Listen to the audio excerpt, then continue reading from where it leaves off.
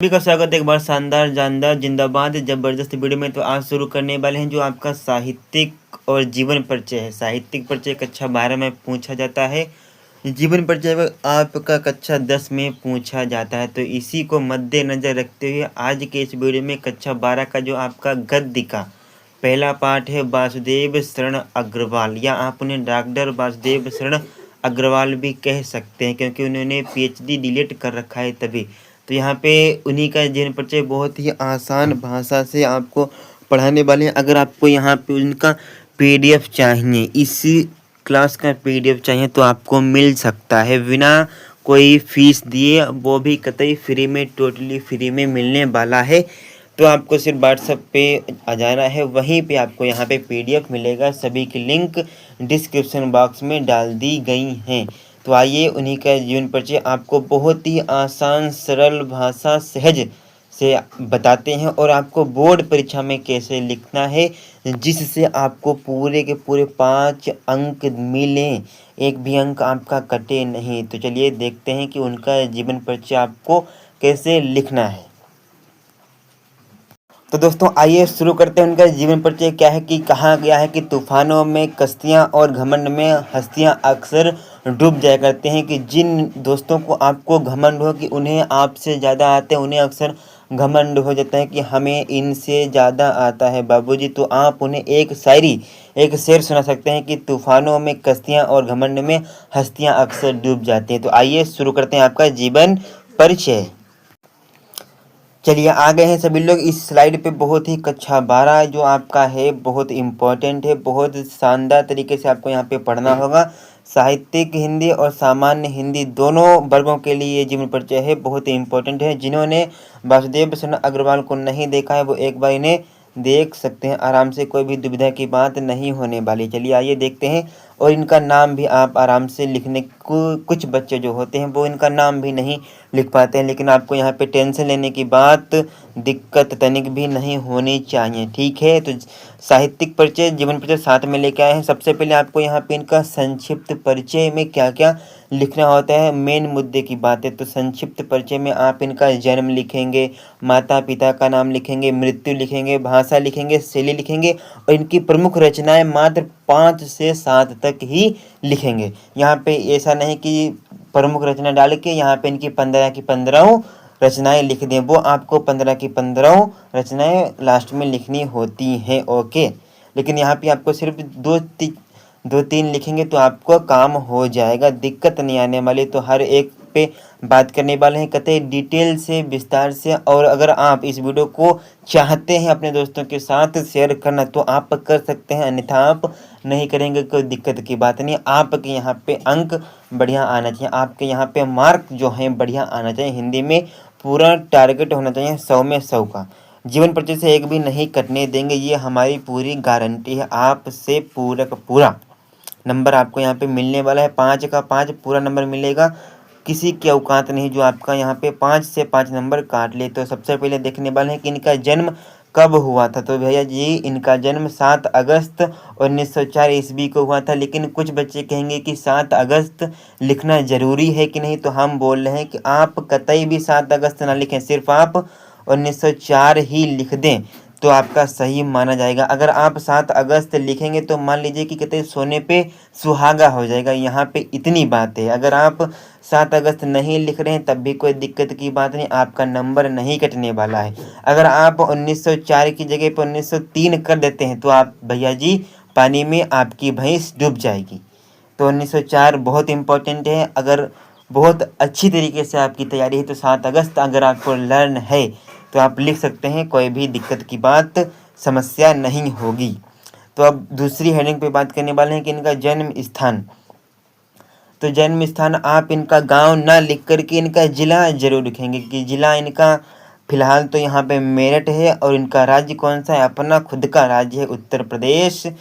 भैया जी उत्तर प्रदेश, बाबा जी का सरकार यहाँ पे, ठीक। फिर उसके बाद इनकी उपाधि क्या है, इनकी प्राप्ति क्या है, इनकी क्वालिफिकेशन क्या है, इनकी एजुकेशन क्वालिफिकेशन क्या है।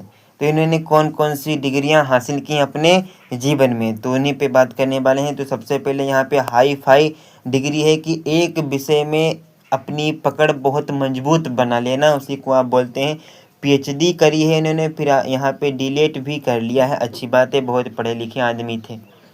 फिर उसके बाद इनकी भाषा क्या है, तो भाषा इनके देखने वाले हैं विषय अनुकूल इनकी भाषा है। चलिए, फिर उसके बाद प्रौढ़ है, फिर प्रमाजित है, फिर उसके बाद खड़ी बोली। आप यहाँ पे सिर्फ एक भाषा भी लिख सकते हैं, 1 से 2 भाषा भी लिखेंगे तब भी आपका काम हो जाएगा।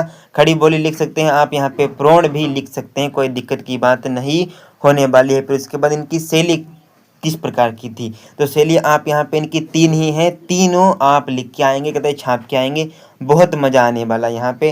तो शैली इनकी विचारात्मक है भैया जी, विचारात्मक शैली है, गणवेशात्मक शैली है, व्याख्यात्मक इनकी शैली है दोस्तों। फिर उसके बाद इनकी रचनाएं जिस प्रकार हमने यहाँ पे लिखी हैं, रचनाएं कितनी हमने लिखी है, सिर्फ यहाँ पे 5 ही रचनाएं हैं। तो पहली रचना आपको यहाँ पे पृथ्वी पुत्र याद कर लेनी है, भारत की एकता, कल्प वृक्ष, माता भूमि और वाग्धारा। बहुत इंपॉर्टेंट इनकी ये 5 की 5 रचना है। अगर आप इनकी सभी रचनाएं याद करते हैं तो आपको और भी प्रॉफिट यहाँ पे मिलने वाला है। कैसे, जो आपके बहुविकल्पीय प्रश्न आते हैं उनमें मान लीजिए बोल दिया गया कि मातृभूमि किस लेखक की रचना है, तो आप बोल देंगे कि डॉक्टर वासुदेव शरण अग्रवाल की मातृभूमि रचना है। फिर उसके बाद इनकी मृत्यु भैया जी कब हो गई थी, तो भैया जी 27 जुलाई 1967 को हो गई थी। अगर आप 27 जुलाई ना लिख के सिर्फ सन ही लिख देंगे तब भी कोई दिक्कत की बात नहीं होने वाली है। उसके बाद इनकी प्रसिद्धि क्या है, ये इतने विख्यात कैसे हुए, तो यहाँ पे दूसरी बात करने वाले हैं कि ये भैया जी सबसे पहले निबंधकार हैं, टीकाकार हैं, साहित्यिक ग्रंथों में कुशल और संपादक के रूप में इन्हें ख्याति प्राप्त हुई। ओके सरकार।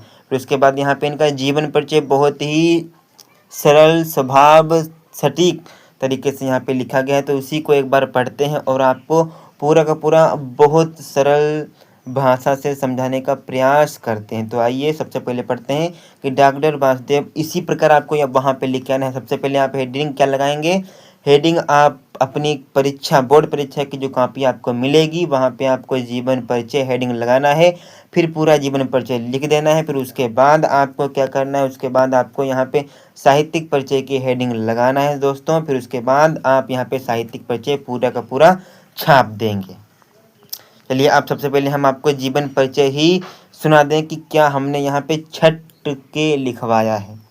तो सबसे पहले देखने वाले हैं कि डॉक्टर वासुदेव शरण अग्रवाल का जन्म 1904 ईस्वी को मेरठ जनपद के खेड़ा ग्राम में हुआ था। इनके माता पिता कहाँ रहते थे दोस्तों, इनके माता पिता लखनऊ में रहते थे। इनका बचपन का समय कहाँ व्यतीत हुआ, इनका बचपन का समय लखनऊ में व्यतीत हुआ था। इनके माता पिता लखनऊ में रहते थे, इनका बचपन का समय लखनऊ में व्यतीत हुआ। लखनऊ में ही इन्होंने अपनी प्रारंभिक शिक्षा उत्तीर्ण की या प्राप्त करी। इन्होंने काशी विश्वविद्यालय या बीचयू उसे भी बोलते हैं, वहाँ से इन्होंने एमए की परीक्षा पास करी, उत्तीर्ण करी। ठीक, उसके बाद लखनऊ विश्वविद्यालय ने परिणीकालीन भारत शोध प्राप्त प्रबंध पर इन्होंने पीएचडी की उपाधि से विश्ववित किया। ठीक, उसके बाद यहाँ पे इन्होंने क्या करा है, विश्ववित किया। यहीं से इन्होंने डीलेट की उपाधि भी प्राप्त करी। मतलब कि कहाँ से, लखनऊ विश्वविद्यालय से इन्होंने परिणीकालीन भारत शोध प्राप्त पर इन्होंने लखनऊ विश्वविद्यालय से इन्होंने पीएचडी करी है, फिर डीलेट भी यहीं से करी है। फिर उसके बाद इन्होंने पाली, संस्कृत, अंग्रेजी आदि भाषाओं तथा प्राचीन भारतीय संस्कृति और पुरातत्व का गहन अध्ययन किया। मतलब कि भैया जी बहुत अंतः गहराई तक, बहुत नीचे जाके, कहते 0 लेवल से एडवांस लेवल तक की यहाँ इन्होंने कौन कौन सी भाषाएं सीखी, अंग्रेजी सीखी, संस्कृत सीखी, पाली सीखी। तो हिंदी तो भैया जी आती होगी। क्यों आती होगी, क्योंकि भैया जी हिंदुस्तानी हैं और पुराने हिंदुस्तानी यहाँ पे रह चुके हैं, तो हिंदी तो कॉमन सी बातें आती ही होगी। ठीक, अध्ययन किया और इन क्षेत्रों में उच्च कोटि के विद्वान माने जाने लगे कि भैया जी आराम से माने जाने लगेंगे। जिन्होंने पीएचडी डीलेट करी है और उच्च कोटि के विद्वान इसलिए माने जाने लगे क्योंकि भैया जी 3 भाषा, एक तो इनकी पाली थी, संस्कृत थी, अंग्रेजी थी और पीएचडी भी साथ में करी थी और डीलेट भी करी थी। तो वो जो पीएचडी कर ले उनकी अपने विषय में कमांड बहुत ज़्यादा बढ़ जाती है, उन्हें हर चीज़ आती है अपने विषय की। मान लीजिए अगर हमने मैथ से पीएचडी करी है तो हमको हिंदी के बारे में ज़्यादा जानकारी नहीं होगी, लेकिन मैथ के बारे में हमसे किसी को ज़्यादा नहीं होगी। इतनी बात आप मान सकते हैं। ठीक, मानने ही पड़ेगी, मान सकते नहीं, मानने ही पड़ेगी यहाँ पे आपको। फिर उसके बाद भैया जी इनकी उच्च कोटि के विद्वान माने जाने लगे। अगर आप पीएचडी करेंगे बायोलॉजी से तो आप बायोलॉजिस्ट बन जाएंगे। मोटी मोटी किताबें आपके हर समय दिमाग में रहेंगी। फिर उसके बाद 27 जुलाई सन 1967 ईस्वी को इनका स्वर्गवास हो गया। मान लीजिए कि भैया जी ये हमसे बिछड़ गए। फिर उसके बाद साहित्यिक परिचय इनका क्या है, एक बार फिर बहुत ही शानदार जानदार। अगर वीडियो को भैया जी अभी तक लाइक नहीं करा है तो कर दीजिए, और साथ ही में अपने दोस्तों को भी बता दीजिए अगर वो कमज़ोर हैं, अगर आपकी इच्छा है तो। लेकिन आपको यहाँ पे क्या करना है, कंजूसी कतई भी नहीं काटनी है, ठीक। डॉक्टर वासुदेव लखनऊ और मथुरा के पुरातत्व संग्रहालयों के निरीक्षक, केंद्रीय पुरातत्व विभाग के संचालक और राष्ट्रीय संग्रहालय दिल्ली के अध्यक्ष रहे। चलिए ठीक है, इसको आपको रटना पड़ेगा। साहित्यिक परिचय को आप डायग्राम से यहाँ पे नहीं लिख सकते हैं, ठीक है, तो आपको इसको रटना पड़ेगा। 2 3 4 5 बार रटेंगे, अपने आप आपके मस्तिष्क में पहुँच जाएगा। लिख के देखेंगे तो दिल में पहुँच जाएगा। जो दिल में पहुँच जाता है वो आप पे कतई निकलता यहाँ पे कतई भी नहीं है, ठीक। तो कुछ काल का मतलब यहाँ पे आपका समय हो जाएगा। कुछ समय तक वे हिंदू विश्वविद्यालय बीएचयू में इंडोलॉजी विभाग के अध्यक्ष भी रहे। इंडोलॉजी विभाग के अध्यक्ष कहाँ रहे, बीएचयू में रहे। डॉक्टर अग्रवाल ने मुख्य रूप से पुरातत्व को ही अपना विषय बनाया। मुख्य रूप से किसको, पुरातत्व को ही भैया जी अपना विषय बनाया। इन्होंने प्रागैतिकी, ऐतिहासिक, वैदिक तथा पौराणिक साहित्य के मर्मर में उद्घाटन किया और अपनी रचनाओं में संस्कृति व प्राचीन भारतीय इतिहास का प्रामाणिक रूप प्रस्तुत किया। वे अनुसंधाता, निबंधकार, संपादक के रूप में भी प्रसिद्ध रहे। इनका साहित्यिक परिचय इतना ही था। जीवन परिचय, साहित्यिक परिचय लिखेंगे, आपको पूरे के पूरे 5 नंबर नहीं मिलने वाले, यहाँ पे सिर्फ 3 या 4 नंबर मिलेंगे। अब 5 नंबर कैसे मिलेंगे, 5 नंबर की पूरी रणनीति आपकी यहाँ पे होने वाली है। तो रचनाएं कहते हैं लास्ट में आपको जरूर ही लिखने की आनी है। तो भैया जी निबंध संग्रह इनका कौन कौन सा, तो बहुत ही इंपॉर्टेंट है। निबंध संग्रह पे बात होने वाली है। तो निबंध संग्रह तो यहाँ पे बात करने वाले निबंध संग्रह आपका यहाँ इनका भैया जी पृथ्वी पुत्र हो जाएगा, कला और संस्कृति हो जाएगी, कल्प वृक्ष हो जाएगा, भारत की मौलिक एकता, मातृभूमि और वाग्धारा आदि। श्वेत ग्रंथ में क्या हो जाएगा, श्वेत ग्रंथ।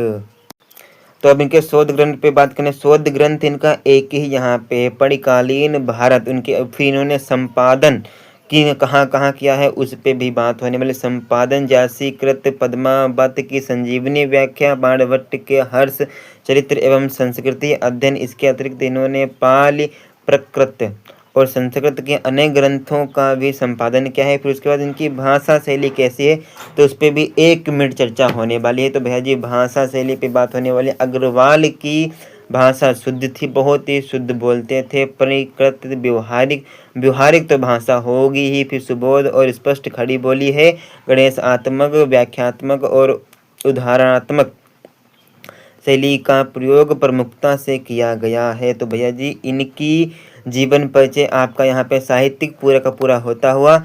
अब उसके बाद अगली वीडियो में मिलेंगे किसी नए टॉपिक के साथ। तब तक के लिए जय हिंद, जय भारत, वंदे मातरम। और साथ में ही वीडियो को लाइक करके ही जाना है आपको, कमेंट एक अच्छा सा करना है और सेव कर लेना है। प्लेलिस्ट आपकी बहुत ही जल्दी बनती रहेगी। काव्य का एक जीवन परिचय कराएंगे और एक गद्य का, और फिर विलोम शब्द भी आप कहने का शब्द इंपॉर्टेंट आपके लिए यहाँ पे लाते रहेंगे। Physics chemistry math physics chemistry की आपकी क्लासें निरंतर सुचारू रूप से चलती रही हैं, और हिंदी की भी आपके यहाँ पे ला दी गई है। ग्रामर भी आपकी चल ही रहेगी। और आपको एक बार फिर बोलेंगे, इस बार 400 पार।